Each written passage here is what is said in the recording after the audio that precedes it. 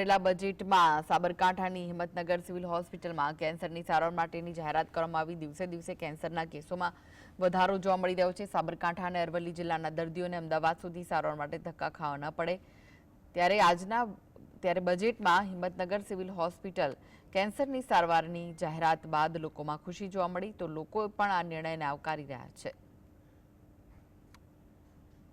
રોજ જે સરકાર દ્વારા જાહેરાત કરવામાં આવી છે, જેના માટે હિંમતનગર સિવિલ હોસ્પિટલ ખાતે કેન્સરની સારવાર મળી રહે તે માટે એક મહત્વનો નિર્ણય લેવામાં આવ્યો છે સરકાર દ્વારા।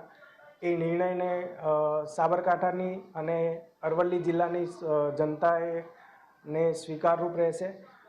સાબરકાંઠા અને અરવલ્લી જિલ્લામાં સારવાર મળી રહે અને જનતાને કોઈ પણ દર્દીઓને કે એમના સગા સંબંધીઓને દૂર સુધી જવું ના પડે, તેના માટે આ નિર્ણય ખૂબ આશીર્વાદરૂપ સાબિત થશે।